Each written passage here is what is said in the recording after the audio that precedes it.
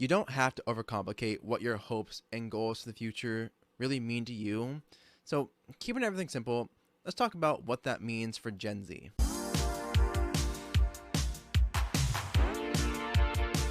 Welcome back to the Keeping Everything Simple podcast. I'm your host and fellow student, Michael Klukas, and on this show, we boil down complicated topics into simple, actionable tips.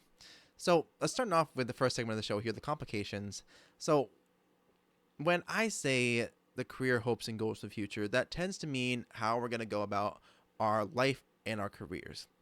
And ultimately, finding this balance between them, I don't believe has changed all that much between what people in the past did and what we want today. Instead, how we pursue them and how we pursue that hope has adjusted to the times that we live in now. And so the way that I don't want us to overcomplicate this is work has provided options, which is great. Having more options for what we want to do, what we can do is fantastic. But the thing is, too many options is a bad thing. We don't want to feel like we've been forced to limit ourselves in the careers that we choose or the city that we live in or the friends that we keep. But the thing is, we can get overwhelmed by decisions. We can get greatly overwhelmed when there's too many things to choose from. And so that leads to options being a source of stress and rather than a source of hope for what we can do. But options themselves are good because that means more freedom of choice that allow us to choose a kind of goal that will help us reach a life that is meaningful and find work and craft a career that we actively want to be a part of. And with the career hopes for the future, we also have to understand that our job tends to become a part of our identity. What I mean by this, though, is you should be careful about this. I emphasize you should be careful about this because your job should not become all that you are. For instance, when we have people that retire and their life expectancy just shoots on down because they've lost their sense of purpose, they've lost their sense of who they are because what they did for work was their entire personality, that's not a very hopeful outlook. That's not a very hopeful position to be in. And the impacts of this conversation around Gen Z having hope for our careers and goals for the future has to emphasize that our relationship with work is very different. There is that big emphasis on work-life balance because we don't want to end up on that path where the only thing that we look forward to, the only thing that we focus on is work and how much work we're going to do and what we're going to do for the rest of our lives. Instead, it's like, I want to live my life. We want to be able to work to sustain our lives and to do things that are meaningful and fun and impactful to us as well. And when I say your job becomes a part of your identity, there has to be understanding that the impact has shifted where it used to be work is your life. There was the emphasis that, hey, you are living to work to provide for yourself, for your family, whatever it is. And now there's emphasis on like, hey, you should be present in your life and your work should just be one way in which you are contributing to it. It should be one pillar of the life that you lead. And I think there's been kind of this misunderstanding between Gen Z and our older coworkers, where because we're setting that emphasis on living a life outside of work, then it can be kind of frowned upon when we don't want to stay till 5:30, stay till 6 if you're working a 9 to 5 job. And someone's like, yeah, like, but why are you clocking out early? Why are you trying to get out of here as soon as possible? Because for us, it makes sense to say, hey, all my work is done. Or if there is any work that I still need to do, it is scheduled in for tomorrow morning. I don't have to stay here and grind it out because I want to go home and see my friends. I want to go home and see my partner, see my family. I want to go home and relax and not have to focus on work because work is a separate part of your life. And I think that relationship and that dynamic is a shift that more often than not, at least online and definitely in the comment sections, you will see older generations thinking, those that are self-aware enough to see the good that it does, saying, I wish I had done the same thing. I wish I had not spent that much time focusing on just working. So, and the reason I say that, and that's why it gives Gen Z hope for the future and goals, is let me pull up this statement here. The 5 biggest regrets when dying. Now, that's obviously super, super cheerful, but when it is talked about so often that there's a book that goes over the top 5 regrets. So we had like the first one again. I wish I had the courage to live a life true to myself and not the life others expected of me. Number 2 being, I wish I hadn't worked so hard. Number 3, I wish I had the courage to express my feelings. 4, I wish I stayed in touch with my friends. And 5, I wish I let myself be happier. Like, that is a pretty distinct like reasoning to be like, all right, cool. I shouldn't make work my entire life. It should not be your entire life. And that's why when Gen Z is forging our next goals and what we're going to do in our careers, our hope is not that work becomes all that we are, it consumes our every being. No, instead, the emphasis is that we want to make sure that we are allowing our life to be put first, and work is something that supplements it and allows us to lead the best life possible. That's what gives, I think, Gen Z hope, because we know that that transition is happening, but it is slow going. But when we're thinking about our careers, that is something that we have to weigh the pros and cons of. How are we going to make work an asset to our life rather than how is work going to detract from our life overall? And real quick, if you're watching this on YouTube and you are enjoying this episode so far, make sure that you do like this episode down below and hit subscribe while you're down there. It helps my channel out so much, and I do greatly appreciate it. If you're listening to us on a podcast app of choice, make sure that you leave us a 5-star rating and give us a follow. So that way, every time I upload a new episode, you'll know when it hits your feed. All right, let's dive right back in. The other complication here is when I talk about life beyond work, I don't just mean your friends and family, because that is super important. Our quality of life is greatly impacted by the quality of our relationships. So we all know the relationship graph, or at least I believe it is something that we have seen plenty of online, because it emphasizes that over time you will spend less and less time with certain individuals, certain groups. And let me pull up the graph real quick here. And this is why I emphasize the life beyond work aspect of this being complicated is, like I said, I imagine we've seen this graph before where we have just this variety of time spent with family increasing or being high when we're young, but then going down and down. Same thing with time spent with children, time spent with friends, time spent with coworkers goes up and down. But then time spent alone increases steadily throughout the years, and time spent with our partner kind of stays in the middle throughout the years. And that just, again, connects with the top 5 regrets of not spending enough time with those who were meaningful to you and not allowing ourselves to pursue what was things that would make us happy. And that's why I think when Gen Z talks about our hopes for the future and our careers, that we are able to emphasize that we don't want to follow that same trend. We don't want to sacrifice today for a less better tomorrow, if that makes sense. Because I believe when we are talking about trying to set ourselves up for the future, Gen Z at least is very much so aware about, hey, let's save for retirement. Let's do all the correct steps.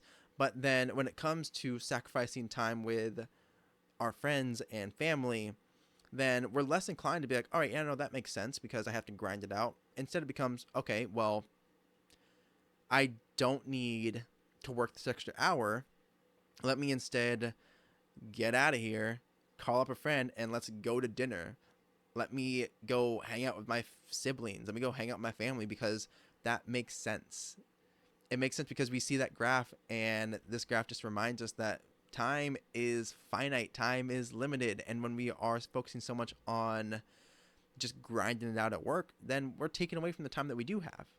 And so the career hope becomes, well, let me forge a career that allows me that flexibility and allows me to make the most of the time that I do have.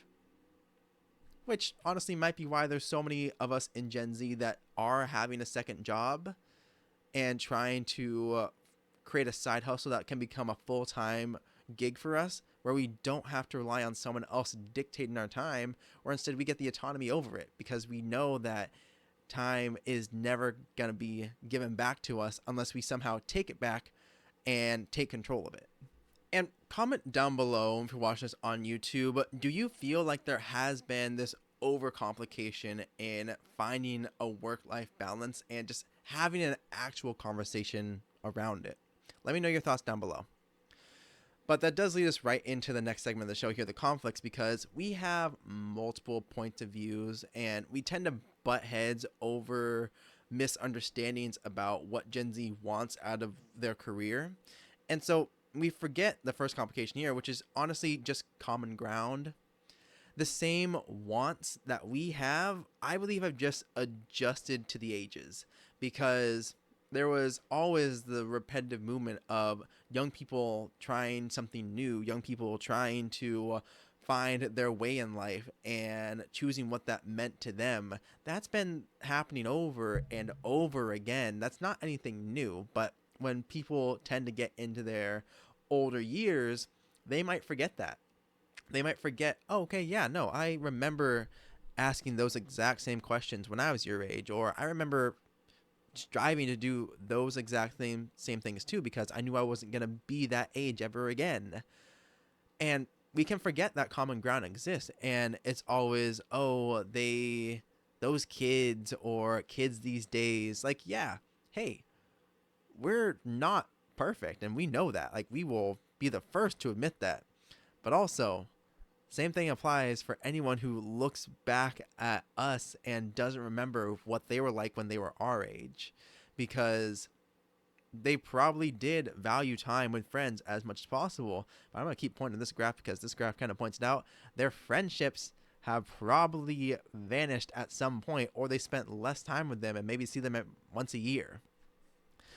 And it's just so important, because we have to understand that that common ground exists, and it has existed. And for anyone that does recognize it, that makes them so much more able to have a good conversation around what might help Gen Z in forging their careers going forward, with this kind of new mindset taking priority over the grind it out and put your nose to the grindstone and really work hard.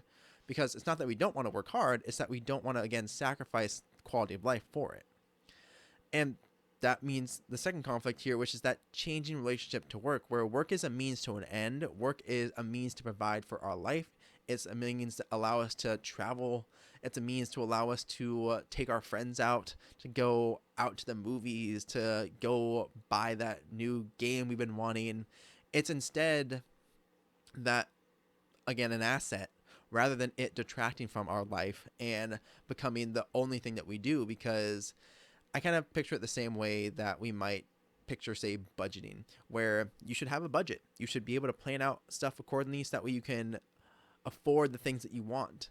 Work should be the resource that allows you to funnel your time into what you ultimately want to do in the long term. That's kind of the whole point of careers, being a series of jobs that get you to the point that you want to go. And we also then recognize that the path that we've been sold, the path that we've been touted, doesn't work the same way anymore. Like, it still exists. Like, it's still impactful to get like a college degree. I will recognize that college isn't right for everyone. It was right for me, but it's definitely not the right choice for everybody. But that's also because I'm looking at the long-term perspective of, like, yes, over time, college people that have a college degree will earn roughly 1 million more in their lifetime earnings than someone with just a high school diploma or some college experience but no college degree. And that's just emphasizing that shift, because we're having that conversation more now when we've seen the millennials before us be told, take out all this money in student loans and get yourself that degree because it's going to guarantee a sweet ride towards suburbia. But us understanding now that, hey, it's okay to take out some college degree or some college loans, but we should not be taking out $100,000, $200,000 loans for a physical therapy or a personal trainer degree type of thing.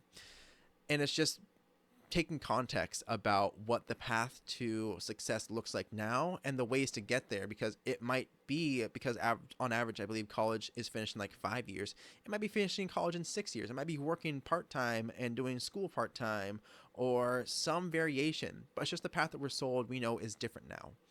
And when people don't recognize that, then that kind of puts a bad taste in everyone's mouth, because then it seems like we're just disregarding what they say. And for them, it's like, oh, we don't understand why you don't see the value in this. But it's the fact that how we get to that value is going to adjust to the fact that we want to make it sustainable and we want to make it mean something to us. And then there's the problem of setting goals, and it just feels pointless because the goalpost moves. And I talked about hedonic adaptation before. It's just when we get used to where we're at, our goalpost will move further. Be like, all right, I gotta get to that next point, and that next point, and that next point. Which there's nothing wrong about wanting to make progress over and over again, and that's especially important in your career. But also, it's understanding when enough is enough. Some people don't want to, say, promote to a next level because they're happy where they're at. They've reached a spot that they're comfortable in, and maybe they are flourishing outside of work now. Maybe they are getting involved in their community. Maybe they're finding time to volunteer. Maybe they are coaching their son's Little League game or helping their daughter's dance class, or maybe they're taking cooking lessons with their partner. And that is when they realize enough is enough. I have a good job. I'm making good money. I'm secure in where I'm at. And I'm now able to expand my life to be so much more outside of work. And that's a conflict when people don't recognize that that is a possibility. You can have the option to promote and choose not to. But that's a conflict because people will butt heads over the fact that it doesn't always make sense, because you're told to go for that C-suite level. You're told to promote. You're told to make more, do more, and be more at work, rather than get to a point where you can have the option to do more, but also that means then you have the option to do more in your life outside of your 9-to-5 job. But then that leads us into simplified actions. So, because these are my 3 findings that help me simplify what I want to do in my career and how I want to get there. And the first one was this idea of way closing. So this is the inverse to the Quaker ideology of way opening, which is life is eventually revealed to you on the path that you take through either God's direct word or through just the signs pointing towards God's plan for you. Now, way closing, which is talked about in Let Your Life Speak, which is a book by the author Parker Palmer, he talks about how when he asked about way opening, he was asking an elder about it, and they told him that they had never ever had way open for them, so they still didn't know what their purpose was going forward, but they had way closed behind them, which was opportunities that close, doors that were no longer available, options that they chose not to pursue. And for them, they're like, now way closing was what guided me. And that is how these missed opportunities and these decisions that we make are the directions or the guiding force that give us direction on where we want to go, because we recognize, oh, wow, I may have not chosen to move across the country, and that was way closing, but now I have this job, and now I'm able to settle myself into a good foundational career that's going to launch me forward to where I want to go in the future. And that's fantastic, because this helps us look both in life direction and career finding when we are just understanding that every decision that we make can be way closing behind us, and that can help us figure out what the next step is going to be on the next leg of our journey. The third action here, or the second action here, is the idea of not just passion but purpose. So passion can be a fuel, but purpose is the vehicle that drives us in our careers. And it's okay for work to be a part of our identity. But when I say a part of it, we're kind of layered, like onions. Yes, this is a Shrek reference. You're gonna roll with it. But there's layers to who we are as people, and our job, our career is one layer that is a part of who we are as an individual. But purpose is the thing that helps guide our goals in work and life, because passion comes and goes, but purpose is the thing that allows us to consistently refuel up on passion, to be like, all right, cool, I am making this happen. I am going to reach that goal because that is vital to who I want to be and where I want to go. And the passion fuels our progress towards it. And there'll be times when you're going to be low on fuel, you're low on passion, but the purpose is still pushing you forward. And there's times where you're high on fuel and you are zooming towards it. But that is why I emphasize finding purpose, not just passion, because passion will come and go, but your purpose is going to be a driving factor behind everything that you do going forward. And again, it is only one layer to who you are. It shouldn't be your entire personality. I want to emphasize that.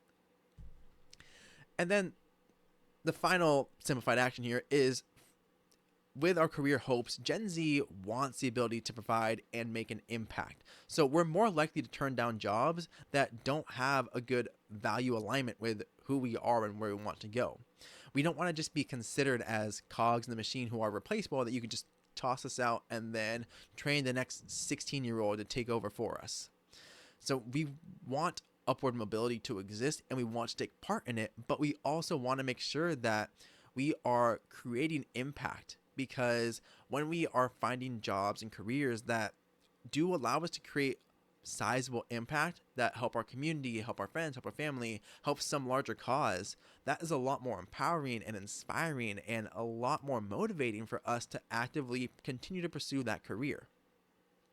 And when we think about the hopes for the future, that is thinking long term. We're thinking, what do we want life to look like overall when I'm 10 years, 20 years, 30 years down the line? And so having that ability to make an impact is important, and again, impacting how we essentially pursue our purpose, and then how we are using way closing as a guiding principle to kind of redirect as we go and as we continue to strive to make an impact. And ultimately, in talking about what Gen Z wants for our careers and what we have hope for in the future, I want to emphasize the fact that this is broad strokes. This is not everyone fitting into one singular bucket. This is just my anecdotal experience, what I have seen, what I have heard from friends, family, people that I've worked with, who I've talked to, people who have worked for me, and understanding that, hey, this is what we want. This is what we want to see, because life is fast changing. Life is not the same as it once was, but that means there's opportunity. But we still want to be able to explore what life means. We want to be able to explore what a career is, because ultimately a career is just a series of jobs that you hold. But over the long haul, that is what dictates a lot of the direction that you go in. And we just want to be able to explore it. And we want to be able to explore it in a way that doesn't hinder us today. I would say that even for us in Gen Z, our goals and hopes aren't that different from people in the past. We've simply adjusted to modern times and adjusted to the changes that we were given. And I believe this is a good thing, because even though change has occurred, some of the actions that are just core and fundamental to developing our careers and chasing our hopes and our dreams and our goals, those have stayed the same. It's just a matter of finding common ground between what that looks like and moving forward in a way that allows us to have that impact and to still have these conversations about what it all means for us. But let me know your thoughts down below in the comments if you think that I'm kind of hitting the nail on the head here with Gen Z and how we're kind of approaching careers and our work-life balance, or let me know if you think I'm way off base here. Because again, this is just my anecdotal thoughts and experience here. So let me know your experiences down below. But if you watch this on YouTube, don't forget to like and subscribe. It helps my channel out so much. Ring the notification bell as well so you know every time I upload a new episode. If you're listening to us on a podcast app of choice, make sure you leave us a 5-star rating and give us a follow. So that way you know every time I upload a new episode as well, so it falls into your subscription feed. But with that, have an amazing day, you amazing people. Keeping everything simple. Go out there and do great things. I'll see you in the next episode.